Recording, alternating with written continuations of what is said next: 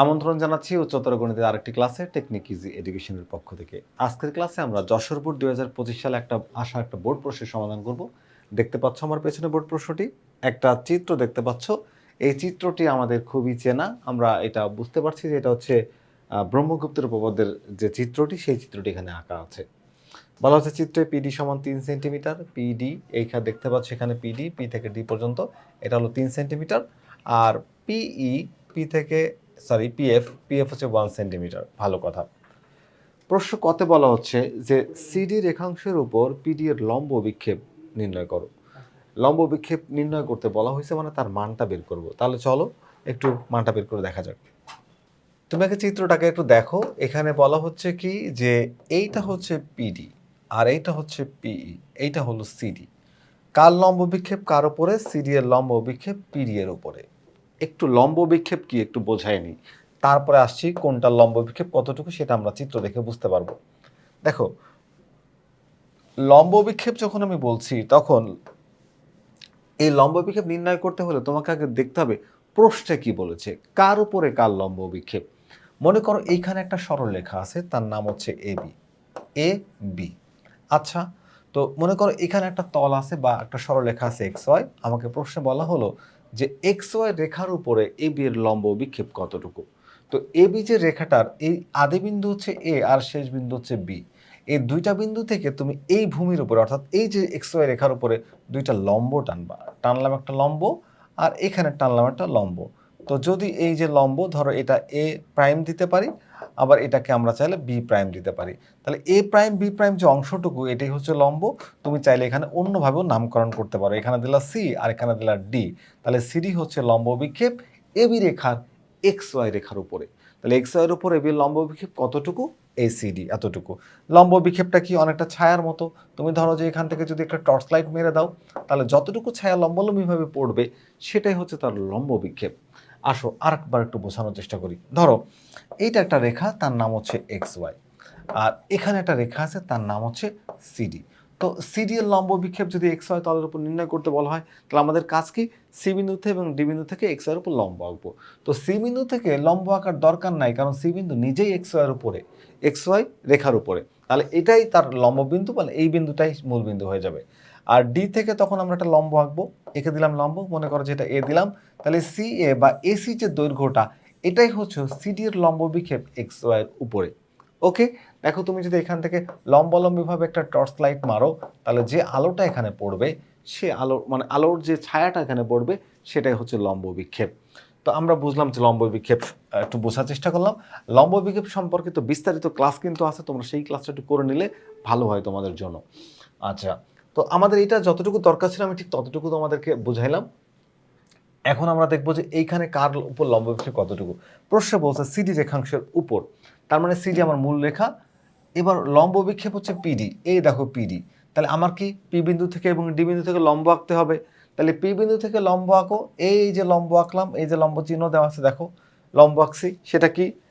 আচ্ছা, P F, P F হচ্ছে P থেকে এফ লম্ব, আর ডি থেকে তো আঁকার দরকার নাই কারণ সিডি ডি বিন্দুতে আছে। তাহলে এই যে ডিএফ, ডিএফ যেটা আমি পেলাম এটাই হচ্ছে এখানকার লম্ব অভিক্ষেপ। সিডি রেখার উপরে তোমার হচ্ছে পিডি রেখার লম্ব অভিক্ষেপ হচ্ছে ডিএফ। তাহলে ডিএফ এর লেন্থটা আমি বের করব। দেখো এখানে পিডি সমান কত আছে? পিডি সমান 3। আচ্ছা, পিএফ সমান কত আছে? 1। তাহলে পিথাগোরাসের সূত্র দিয়ে আমি কি এই মানটা বের করতে পারবো না? নিশ্চয়ই বের করতে পারবো। এবং দেখো এই তথ্যের উপর ভিত্তি করে আমরা কিন্তু একটা মোটামুটি চিত্র এঁকে নিয়েছি। তো আমরা প্রশ্নটা এখানে রাখছি, আর এই তথ্যের উপর ভিত্তি করে একটা চিত্র আমরা এঁকে ফেললাম। তো আমরা এখন এই প্রশ্নটার অ্যান্সার করতে যাচ্ছি। তো দেখো যে এইখানে আমরা বললাম দেওয়া আছে, এই যে তথ্য দেওয়া আছে সেটা লিখলাম। আর সিডি রেখাংশের উপর পিডি এর লম্ব অভিক্ষেপ হচ্ছে এফডি, এই যে এফডি, এই যে, আর এটা তো লম্ব অভিক্ষেপ, লম্ব টানা হয়েছে।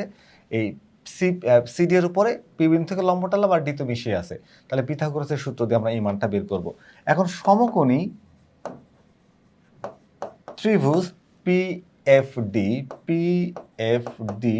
এর ক্ষেত্রে, যেহেতু এটা সমকোণী ত্রিভুজ, তাহলে আমরা এখানে কি করতে পারি বলতো? আমরা এখানে পিথাগোরাসের সূত্র অ্যাপ্লাই করতে পারি। পিথাগোরাসের সূত্র অ্যাপ্লাই করে আমরা এই মানটা বের করতে পারবো। ওকে, তাহলে দেখো এটা যদি সমকোণী ত্রিভুজ হয়, এখানে অতিভুজ কোনটা? অতিভুজ পিডি। তাহলে P D square is equals two P F A square plus হচ্ছে এফ ডি স্কোয়ার। তাহলে এই বিন্দুতে হচ্ছে সমকোণ। আচ্ছা, তো এখান থেকে কিসের মান বের করতে চাচ্ছি আর কোন মানটা আমাদের দেওয়া আছে লিখি। পি ডি সমান আছে 3, তাহলে এখানে 3 উপর স্কোয়ার করো is equals two P F. P P E S P F এর মান দেওয়া আছে 1 সেন্টিমিটার, তাহলে এখানে লিখবো হচ্ছে 1, তার উপর স্কোয়ার করো প্লাস হচ্ছে এখানে এফ ডি, এটার মানটা আমাদের নেই, এই মানটাই বের করতে হবে।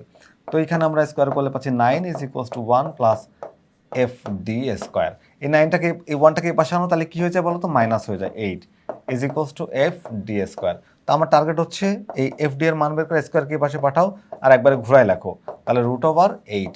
8কে যদি তুমি ভেঙে ফেলো 4 গুণ 2, তাহলে কি পাবো বলো তো, F D is equals two 2√2। কারণ কি, তুমি এই 8কে যদি ভাঙো তাহলে তুমি লিখতে পারবো হচ্ছে 4 গুণ 2, এই 4-এর আবার রুট করলে তোমার 2 পাবা, তাহলে 2√2। এটা হচ্ছে আমাদের এই এফডি বা লম্ব বিক্ষেপের যে মানটা, সেই মানটা। আমরা কিন্তু এটা প্রশ্ন ক এর সমাধান করলাম, ঠিক আছে? তো আশা করি তোমরা এই ছোট্ট কোশ্চেনটার সমাধানটা বুঝতে পেরেছো। এখন আমরা প্রমাণ করব হচ্ছে APE is equals to BE. আমরা এই উদ্দীপক থেকে AE is equals to BE, এই কোথায় আছে বলো তো, এই দেখো যে AE is equals to BE. আচ্ছা, যদিও এটা দেখে মনে হচ্ছে যে এটা এই সাইডটা বড় এই সাইডটা ছোট, কিন্তু না, চিত্রটা আমাদের এমনভাবে আঁকা হবে যে তোমাকে এটা কনফিউজ করার জন্য দেওয়া হয়েছে, আর কোনো কারণ নেই। আমরা জিওমেট্রিক ওয়েতে এটাকে প্রুফ করে দেবো যে এইটা সমান হচ্ছে এইটা। ওকে, তো আমরা চলো এটাকে প্রমাণ করার চেষ্টা করি। প্রমাণ করার জন্য যে প্রয়োজনীয় চিত্রটা, আমরা সেই চিত্রটা এখানে এঁকে নিয়েছি এবং সহজ উপায়ে আমরা এটাকে প্রমাণ করতে চাচ্ছি। তো চলো তো প্রমাণ করা যাক। এখানে একটু খেয়াল করো, আমরা প্রথমে একদম সরাসরি প্রমাণে চলে যাই। বিশেষ নির্বাচন, এটা তোমরা উদ্দীপক দেখেই লিখতে পারবা, যা থাকবে উদ্দীপকে তাই দেখে দেখে লিখে দিবা। ওকে, আমরা সমাধান করছি খ। আচ্ছা দেখো, এখন তুমি একটু খেয়াল করো, এখানে এই যে কোণটা, ধরো প্রথমে আমি এই কোণটা আর এই কোণটাকে একটু দেখি তো, কোণটাকে কোথায় কোথায় আছে এরা।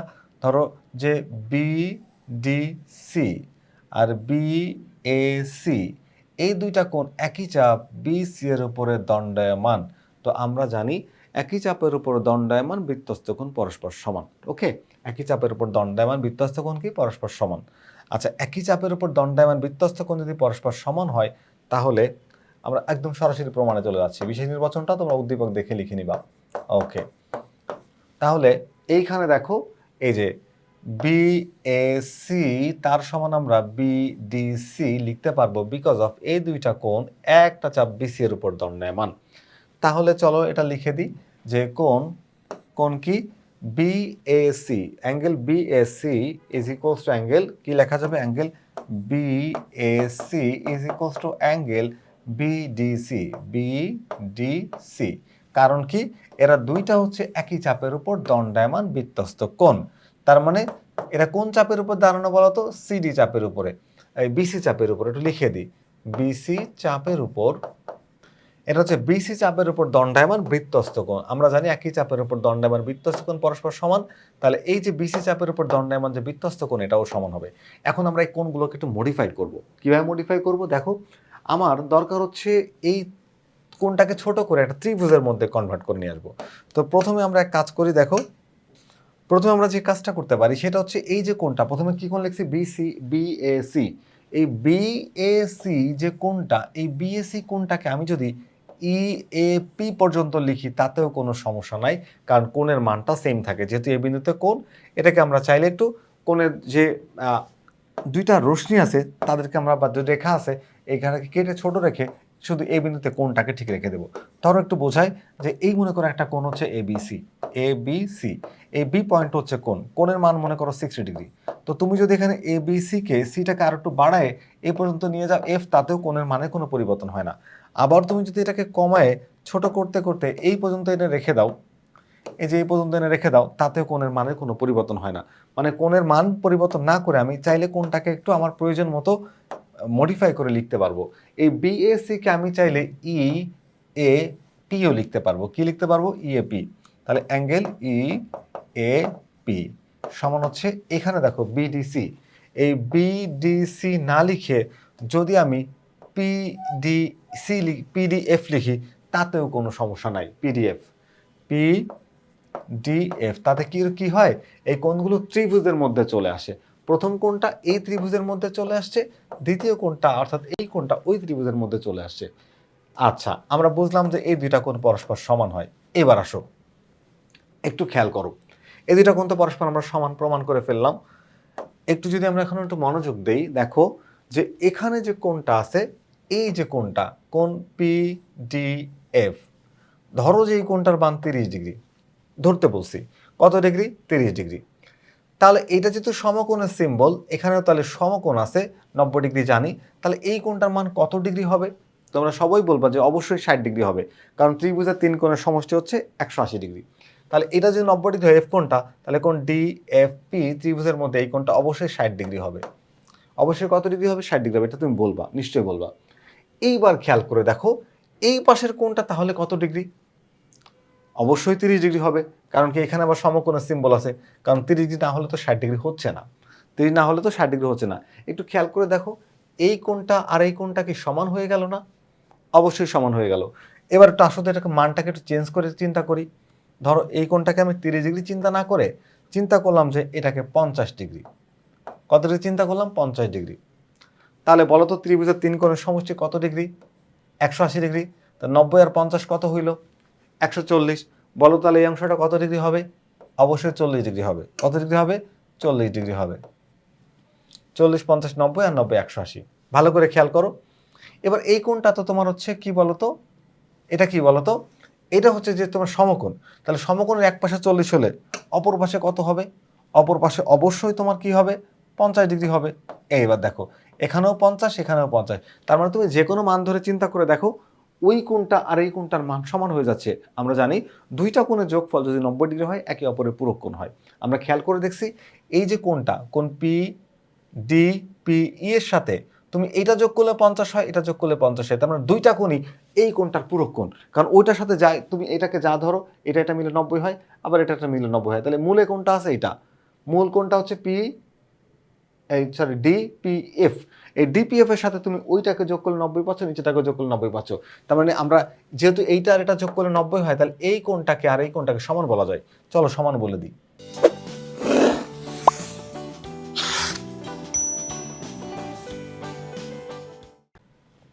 ওকে, তাহলে আমরা এখন বলতে পারি কি যে তোমার হচ্ছে এখানে কোণ, আবার কোণ, এই কোণটার নাম কি বলতো? এই যে কোণটা হচ্ছে এখানে আমাদের হচ্ছে এই যে কোণটা, এই কোণ নাম হচ্ছে পিডিএফ। কোণ পিডিএফ, কোণ পিডিএফ সমান হচ্ছে কোণ সিপিএফ, কোণ সিপিএফ। ক্লিয়ার? কারণ কি উভয় কোণই হচ্ছে, উভয় কোণ হচ্ছে কোণ কার? এই যে কোণটা, এইখানে কোণটা ডি পি এফ এর পূরক কোণ, কোণ ডি পি এফ এর পূরক কোণ, পূরক কোণ। এই জন্য আমরা এটাকে সমান বলতে পারবো। আচ্ছা, গেল। এই পর্যন্ত বুঝতে তোমাদের সমস্যা হওয়ার কথা না। এখন আমরা একটু সামনের দিকে যাই। একটু যদি তুমি মনোযোগ দাও, দেখবা যে এই কোণটা আর এই কোণটা একে অপরের সমান, কারণ এটা বিপ্রতীপ কোণ। একটা সরল রেখা যদি অন্য একটা সরল রেখাকে ক্রস করে যায়, তাহলে এই বিপরীত দিকে যে কোণ হয় এটাকে বলা হয় ভার্টিক্যাল অ্যাঙ্গেল বা পূরক কোণ। তাহলে পূরক কোণ আমরা জানি, পূরক কোণ পরস্পর সমান।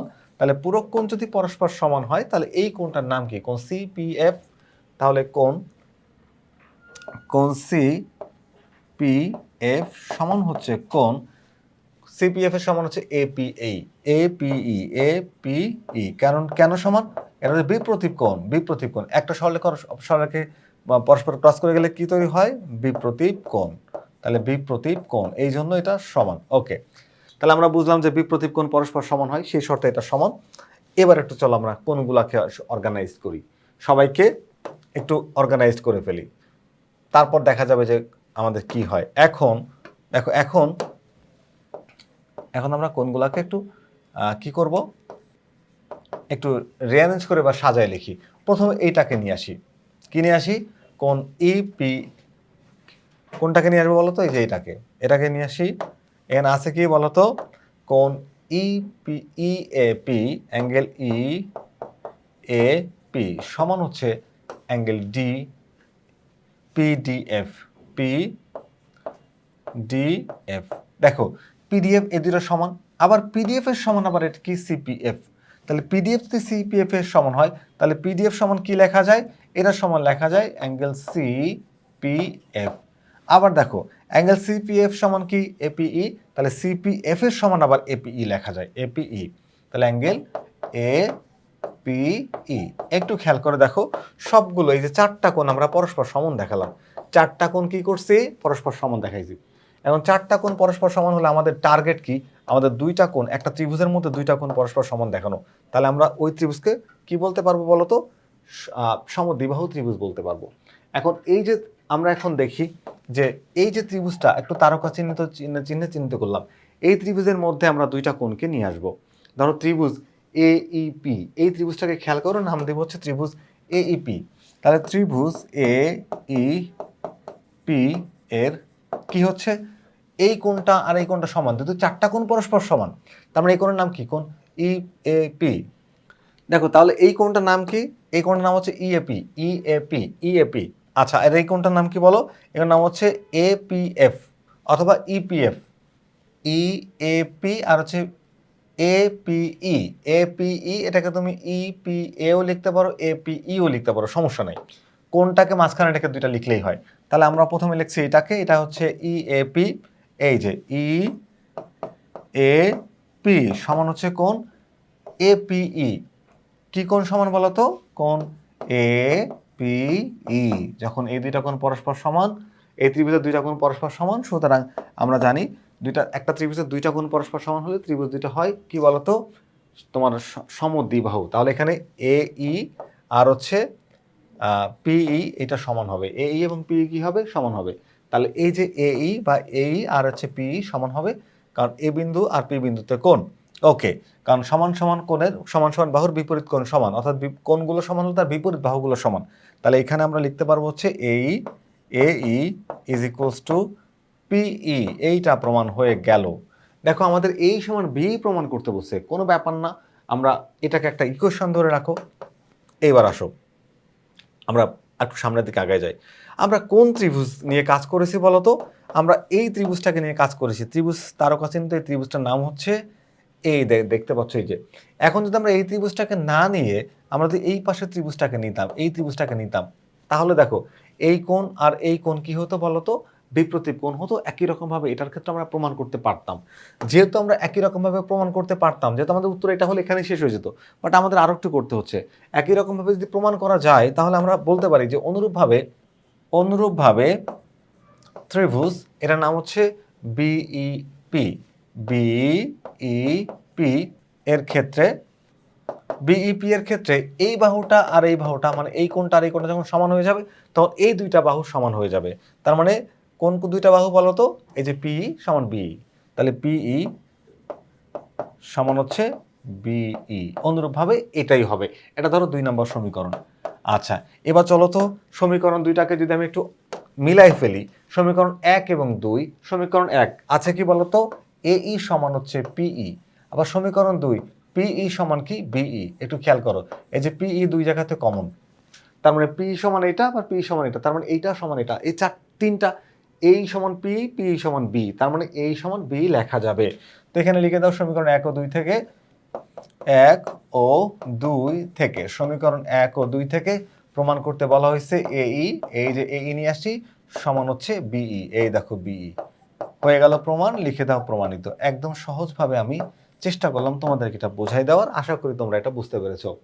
তো আমরা এখন পরের প্রশ্নে চলে যাব। পরের প্রশ্নটা আমাদের বলা হচ্ছে কি, পরের প্রশ্নে আমাদের বলা হচ্ছে এরূপ একটি বৃত্ত অঙ্কন করো যা একটি নির্দিষ্ট বৃত্তকে নির্দিষ্ট বিন্দুকে স্পর্শ করে এবং বৃত্তের বহিস্থ বিন্দু কিউ দিয়ে যায়, বৃত্তের বহিস্থ একটা বিন্দু কিউ দিয়ে যায়। খুব ভালো কথা, বৃত্তে এমন একটি এরূপ একটি বৃত্ত অঙ্কন করো যা একটি নির্দিষ্ট বৃত্তকে নির্দিষ্ট বিন্দু, তার নাম হচ্ছে পি বিন্দু বলে দিচ্ছে, আবার নির্দিষ্ট বিন্দু পি তাকে স্পর্শ করবে, পাশাপাশি একটা বহিস্থ বিন্দু কিউ আছে, সেই কিউ দিয়েও যাইতে হবে, মানে কিউকেও স্পর্শ করতে হবে।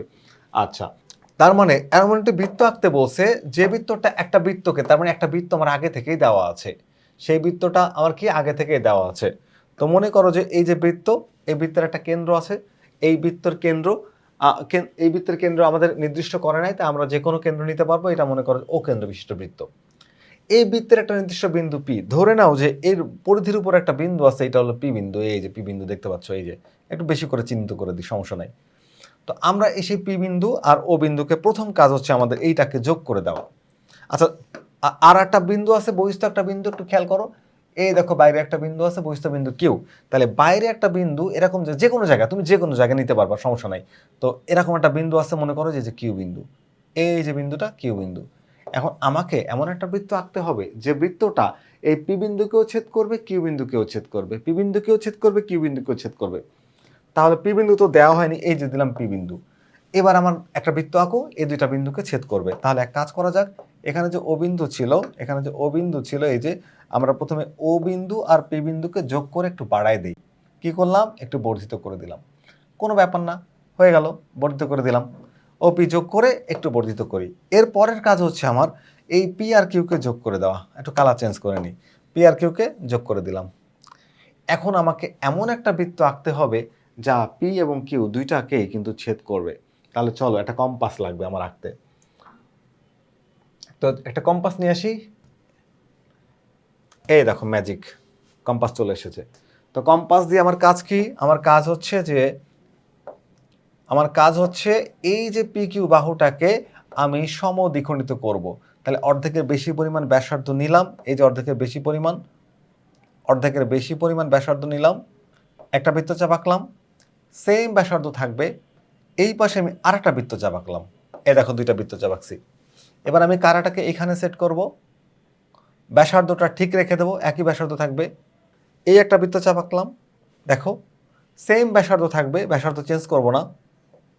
এই যে আরেকটা বৃত্তচাপ আঁকলাম, বৃত্তচাপ দুইটি কোথায় কোথায়? এখানে আর এখানে। এখন এই দুইটা বিন্দুকে, এই বিন্দুটা এখানে দেখতে পাচ্ছ যে এই যে বিন্দুটা, আর এখানে এই যে বিন্দুটা, এই দুইটা বিন্দুকে এখন আমি যোগ করে দিব। তাহলে দিলাম যোগ করে, এই যে যোগ করে দিলাম। যোগ করে দিলে সেই সরলরেখাটার নাম দিই, মনে করো যে এম এন, এই এম এন রেখা। আর ওপিকে যোগ করে মনে করো যে ই পর্যন্ত বর্ধিত করি, এই পর্যন্ত বর্ধিত করলাম। এবং সেই এম এন যে সমদ্বিখণ্ডক রশ্মি, সেটা হচ্ছে ও ই রেখাকে ধরো যে টি বিন্দুতে ছেদ করলো। কি বিন্দুতে? টি বিন্দুতে। তাহলে এইবার আমি পিটি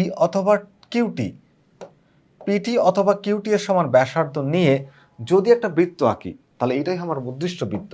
তাহলে চলো টিকে কেন্দ্র করে, এই যে টিকে কেন্দ্র করো। দেখো এই যে টিকে আমি কেন্দ্র করলাম, টিকে কেন্দ্র করে কিউটি, এই কিউটি অথবা তোমার হচ্ছে পিটি, কিউটি অথবা পিটি। দেখো এই যে দেখো, আমি টিকে কেন্দ্র করে পিটি অথবা কিউটি, এই কিউটি এর সমান ব্যাসার্ধ নিয়ে একটা বৃত্ত আঁকো। এই যে বৃত্তটা আমি আঁকলাম, এটা হচ্ছে আমার উদ্দিষ্ট বৃত্ত, যে বৃত্তটির কেন্দ্র হলো টি এবং তা পি বিন্দু, ওই আগের বৃত্তর পি বিন্দু এবং বহিঃস্থ বিন্দু কিউকে ছেদ করে। আশা করি তোমরা বুঝতে পেরেছো। সম্পদের আসলে অঙ্কনটাই জরুরি, বর্ণনা তুমি তোমার নিজের মতো করে লিখতে পারবা, আমি একটু বলে দিচ্ছি। তো মনে করি ও কেন্দ্রবিশিষ্ট বৃত্ত, তার একটা পরিধিস্থ একটা বিন্দু হচ্ছে পি, বহিঃস্থ একটা বিন্দু হচ্ছে কিউ। এমন একটি বৃত্ত আঁকতে হবে যা পি এবং কিউ বিন্দুকে ছেদ করে।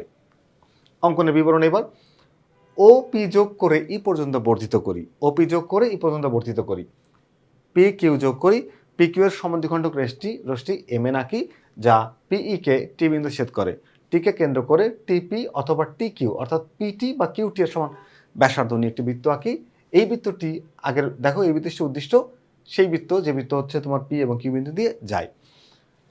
তো আমাদের ইজি হায়ার ম্যাথ বইতেও কিন্তু আমরা তোমাদের জন্য এটা ইজিভাবে উপস্থাপন করার চেষ্টা করেছি। আশা করি তোমরা এগুলো বইটা যখন সংগ্রহ করবা তখন এই ধরনের প্রবলেমগুলো তোমরা সলভ করতে পারবা। তো ফিরে আসবো আবারও নতুন কোনো গাণিতিক সমস্যা নিয়ে। ততক্ষণ পর্যন্ত ভালো থেকো। আল্লাহ হাফেজ।